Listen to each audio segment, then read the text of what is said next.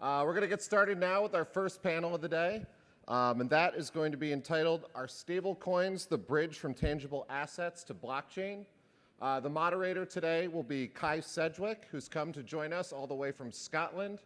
For those of you who are probably familiar with him already, he is a writer and journalist with Bitcoin.com. So would you all please join me in giving a warm welcome to your moderator for our first panel, Sedgwick.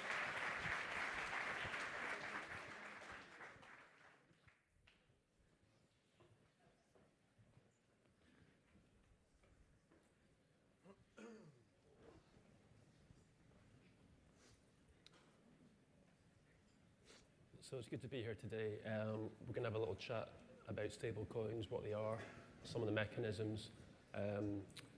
Working at bitcoin.com, although most of our news coverage involves cryptocurrencies such as Bitcoin, over the last few months, stablecoins have become huge. There's been a whole bunch of new ones that have come out, and the actual market capitalization of them, Tether especially, has grown. You'll see on a typical day, you'll see somewhere like between $2 and $3 billion of Tether is traded every day. So it's a huge part of the cryptocurrency ecosystem. And guys, if you can just very briefly introduce yourselves, and then we'll get stuck in. Start with you, Scott. Scott Purcell, CEO and Chief Trust Officer of Prime Trust. We are a financial institution that is absolutely focused on serving the blockchain community. We do it with escrow services such as for Start Engine, all the offerings on Start Engine platform. We provide escrow agency services for. We act as the qualified third-party trustee for assets that are being tokenized, including dollars or other currencies, including real estate, gold, and other things as well, but huge advocate for stablecoins. And then we also provide, we're SEC qualified custodians, so we provide custody for various digital assets for people. Thanks. Hi there, I'm Tory Reiss. I'm one of the co-founders of TrustToken. We created a stablecoin called TrueUSD that just reached a market capitalization of 163 million as of the past 2 days. We work with Prime Trust and a network of other fiduciaries and custodians here in the United States to create really what is a one-for-one USD-backed stablecoin. I'm a co-founder and CEO of Carbon. We're a stablecoin group that's launched the first hybrid stablecoin, hybrid Fiat-backed algorithmic. And we're working with a network of, we also work with Prime Trust, as everyone should. Yeah, we're working with a network of just banking partners and so forth to just establish a robust, interoperable value network. Okay, thanks, Sam. So we'll start with the simple stuff first, and then we'll get a little bit deeper into this. Scott, could you tell us, very briefly, what is a stablecoin? A stablecoin is not Bitcoin. And Bitcoin is what, $6,400, $6,380 or something as of right now when we're sitting here. A few months ago it was $19,000. A little while before that it was $35. It's a terrible means of exchange. You can argue whether it's a good investment or not, but that's a different topic. For commerce, for a store of wealth, for actual practical purposes, Bitcoin just doesn't get it done because it's too volatile. So we have a generation of stable coins being created, such as what these guys are doing, that are fantastic because now a merchant, if they're given a stable coin that's worth $1 USD, they know it's going to be worth $1 USD tomorrow, next week, a year from now. So they know what they've got. They don't have to arbitrage their purchases or other kinds of currencies or other assets or things like that. So stablecoins are an absolutely invigorating innovation for this industry. Okay, and I guess the next question from that then really is, what keeps these stable coins stable? Tory, maybe you can help with that. Most stable coins are typically pegged to the US dollar or some other currency, but what actually keeps that peg intact? Sure. Well, there's a couple different methods, which I'm sure Sam can speak towards as well. There's one method, which is the one we rely on, is fiat-backed. So essentially, you can think of a stablecoin as just an IOU for the asset that it represents. So whether you're using euro or GBP or US dollar, it's essentially an equivalency. Another model is the algorithmic stablecoins, which Sam is a great representative of. And that model is one that creates almost like a digital representation of the Fed, where there can be issuance and destruction of bonds to kind of stabilize the currency on chain. And then there's a third category, which is crypto collateralized. And in that model, you have a basket of digital assets like Ethereum or other altcoins, and then those are used as collateral for then an issued stablecoin like Maker's DAI. Yeah. So those are the three primary If I could jump models. in here. Yeah, so there's basically kind of two different approaches on these things. One is that the system is either self-sovereign or the system isn't. And so with systems like what these guys do, they're bridging two different systems. So you have collateral that's off-chain, which means that there's money outside the system that backs up the existing positions. And this is great for getting things going because you're able to rely on a trusted third party to kind of hold the capital. What we're aspiring to build, and what is in a sense more crypto native, is trying to create a self-sovereign system where you don't have to trust anyone for the system to work. If either of you guys aren't trustworthy, then the fiat-backed doesn't actually work. So it's the difference between the kind of two main approaches here are either trusting a market or trusting an individual. And we believe that longer term it's better for everyone if we're able to move towards markets, but trusting individuals is a very effective means of scaling rapidly and earning the trust that you need to be able to transition to a market. So we've seen stablecoins sort of emerge from the cryptocurrency sector, like a lot of the other technologies, including blockchain technology itself, and then they tend to sort of like kind of permeate other spaces. So although Tether, for example, wasn't the first stablecoin, it's probably been the best known one to date. But now we're seeing them become, we're seeing increased adoption in other areas as well. I wonder, perhaps Sam, you can answer this. Do you think we're going to see a stage where we're going to see government-issued stablecoins, sort of nation-state operated stablecoins? Yeah, definitely, at some point. And this gets really interesting when you have more, this gets really interesting when you have countries where they have more integration between technology and the government proper. Because there are some countries that are actively looking at this. There are countries, there are people we've been in talks with who are involved in their countries' attempts to create government-issued stablecoins. And we think it's a really great, we think that that's the natural evolution for the fiat-backed side of things. Because we think that's going to, you have an upscaling of trusted actors. So we'll probably see a bank-issued stablecoin, I would say, in the next 2 years. Tory, do you agree with that? Yeah, it's interesting. We've had two different governments, both of island nations, that have reached out to us and said, "Hey, we're very interested in issuing a government-backed stablecoin, but we need a technology provider. We need someone that can work with us on that." And so those are projects that we're actually starting to get involved in. And so I share Sam's opinion that 2 years is generous. I think it's very possible that we see it. Yeah. I'd say within that time frame. And I think, this idea, again, it's important to understand that people think, well, what's the significance of a digitized government, currency? And really, it's actually moving us away from a dependence on bank rails to being able to transact on a blockchain. So there's a lot of efficiencies that we gain, and simple, there's also lots of applications in terms of what you can build when that starts to happen. Keep in mind that our money in this country and everywhere else most everywhere else, is already electronic. People don't keep that much cash in your wallet other than tipping the bellman. You rarely use it. Even banks don't keep much cash in their vault. It's all electronic registries at the Fed.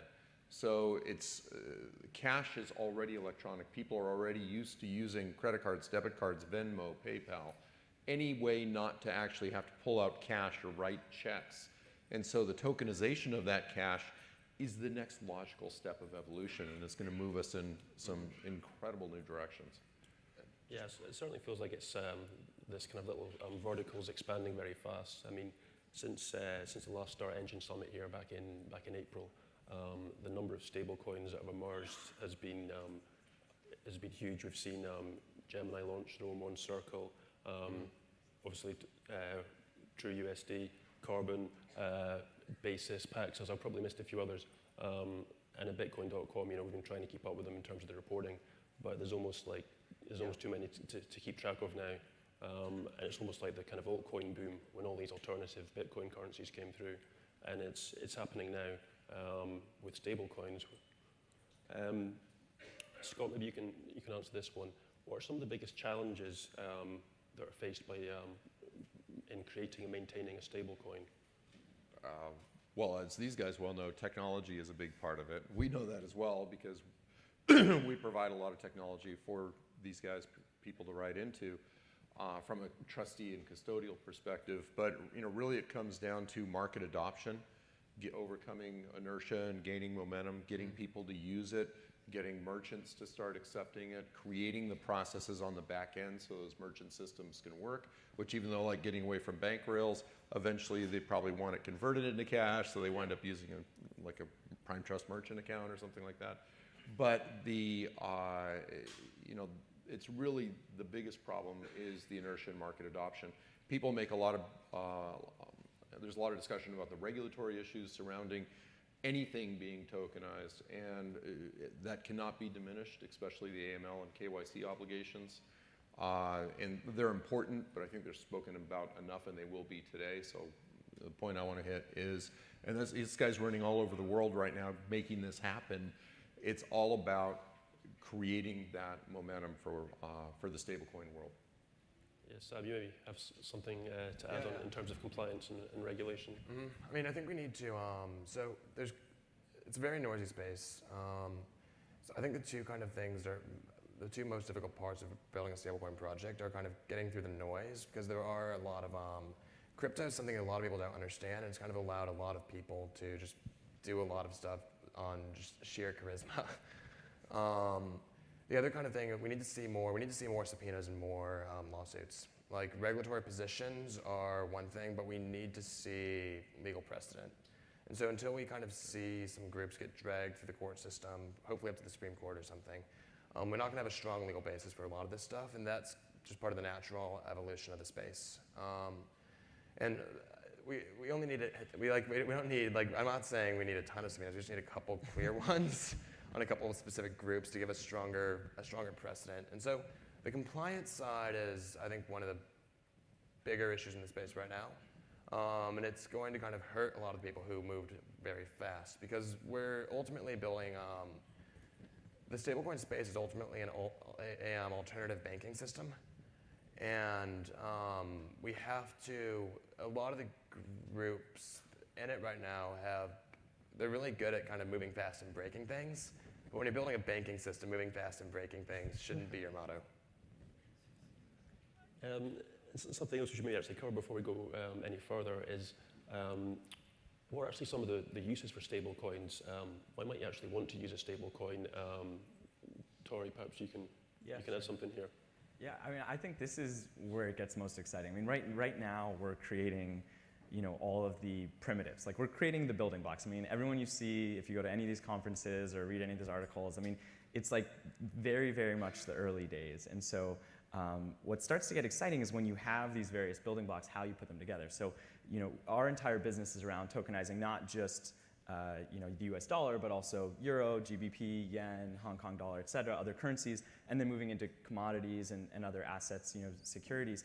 But the idea is, like, when you think about it just specifically with stablecoins, there's all these markets today that we kind of take for granted that, in Forex, the standard is, T+2 settlement. And we were talking about this earlier, like how, it's very much an artifact of how money was exchanged and a lot of the counterparty risks involved. If you're sending large sums of money overseas, you needed to make sure that you'd be getting money back, and it was always confusing in terms of, you had to guarantee that. And you can, transacting on a blockchain, you can essentially eliminate counterparty risk. So that's like applications when it comes to foreign exchange. But when you look at other markets, like, if there's plenty of business people in the audience here who maybe have had to deal with remittances or accepting invoices or dealing with companies that are, if you're a Chinese company selling into America and you're making US dollars, but you ultimately need to remit in a different currency, all of these are challenges that are felt by virtually every corporation in the world today. And we think that we can drastically improve the efficiency of all these use cases using stablecoins. And those are just a few. I mean, we get companies reaching out, and one of the most exciting parts about my job and our jobs is these companies that have new ideas, new applications that they intend to use the sort of building blocks that we're providing to power their businesses. So it's exciting. Yeah. So if you look back at the history of banking, there's actually like a lot of academic research around this. 150 years ago, the only people who could get loans from banks were family and friends of the bankers. And this isn't because bankers are evil or nepotistic. It's because you can only really trust people you know. If I told you you had to give someone $200 to hold for you, you'd only give that to someone you actually knew. You wouldn't give it to anyone off the street. And you see this kind of pattern across all financial services. And what this has resulted in basically is only certain people have certain access to certain functions. Going back to the Forex example. My theory we were trying to figure out why it was like that. So why is it T+2? And the best reason I could come up with is that Forex specifically is a bit of an old boys club. It takes a lot of money and a lot of relationships to get a seat at the table for Forex. And so what we're really excited about with stablecoins is it's a trustless mechanism for interfacing with the digital economy. Because historically, I actually grew up in the Dominican Republic, and you don't have online shopping there because no one has credit cards. Because you need to be trusted. Historically, you would have to have been trusted by a centralized kind of source of truth to have the ability to interface with anything. And stablecoins kind of democratize money because we think money, or we think the right to be able to store value. We think that everyone has a right to be able to store value, store and transmit value. And we view stablecoins as kind of giving everyone that access, regardless of whether or not you're related to or close friends with a banker. Thanks. Yeah. So there's a lot of applications for stablecoins above and beyond obtaining a hedge against volatility in the cryptocurrency space, which is perhaps where they were first popularized. And I mentioned at the outset how Tether's still by far the largest stablecoin in the ecosystem and by market capitalization. As I'm sure you're all aware, it's a little bit of a controversial stablecoin as well. Because it's a fraud. Scott, perhaps I could get your thoughts on this. You've obviously got a lot of experience with Tether. What are your thoughts on Tether and whether it's actually backed by fiat reserves? It's not. I believe it's not. There's no proof, of course. There's no proof that it is. Interestingly, in their white paper, they said that you'll never be able to redeem for cash. Like with TrueUSD, we receive creates and redeems every day. So somebody wants cash instead, then the trustee sends it out. Tether won't do that. Tether in the white paper says one of the risk factors is we might steal the money. So this is an example of hey, we disclosed it. It was a risk. So, What's really interesting to note with Tether is Tether actually was, Tether had a relationship with, I think it was Wells Fargo, which makes sense given Wells Fargo's history of compliance. But And then Noble Bank. And then Noble Bank. Yeah, well, but they were, up until I think around 2 years ago, you actually could, create and redeem Tethers domestically. And they lost that ability overnight. And my perspective on this is that they just simply outscale their compliance. When you get big enough, you attract more regulatory attention, and that's kind of where that's the real risk with a lot of fiat collateralized systems, especially given how unprecedented all this is. Because Tether worked the same way as TrueUSD did, or we Slightly did differently. initially. But initially, so in terms of user experience. You were able to wire money to an American account and get Tethers and send Tethers to I think they're on the Omni network address and receive a money wire back from Wells Fargo. And they just kind of lost that ability overnight. And they've done an amazing job keeping the system up and running given how much regulatory scrutiny they've had.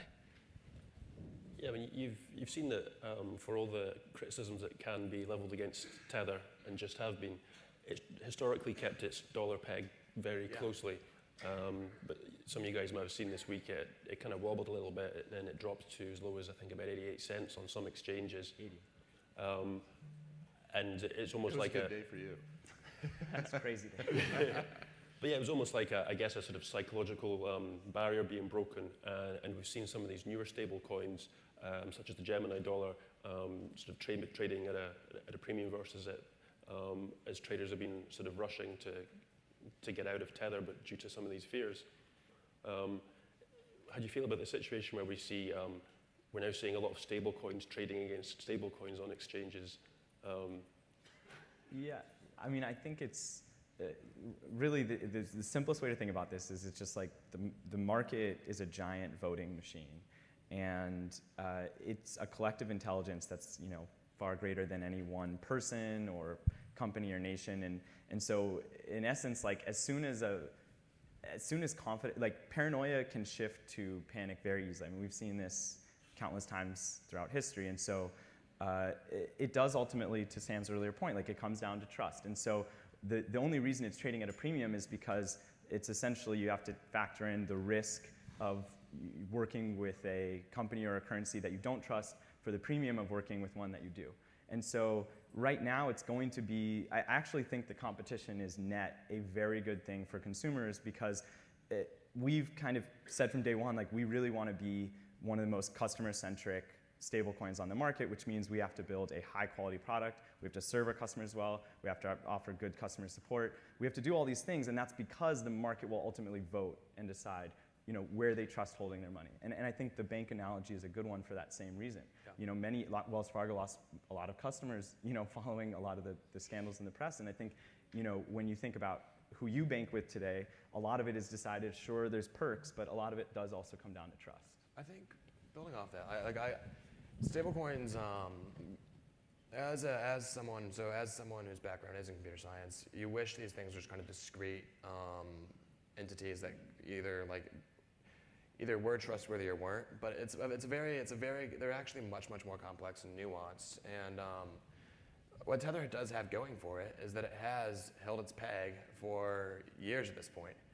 And that's a huge, you can't really underestimate that asset, and the team behind it has done they're the reason it's been able to hold that peg. And so building these things takes much more than you need to be truly stable. You have to be successful on the liquidity front, you have to be successful on the compliance front, you have to be successful on the technology front, and you also have to just kind of be successful on the branding front, because you need to be perceived as someone who people can trust. Thanks, Sam. We're going to have to wrap this up now, but hopefully we've covered a few bits and pieces to give you a better insight into stablecoins. And I think it's fair to say we're going to see a lot of evolution and innovation in this space in the next few months and years. And thanks very much, guys, for providing your wisdom on this. Appreciate it. Yeah. That was easy. Good job.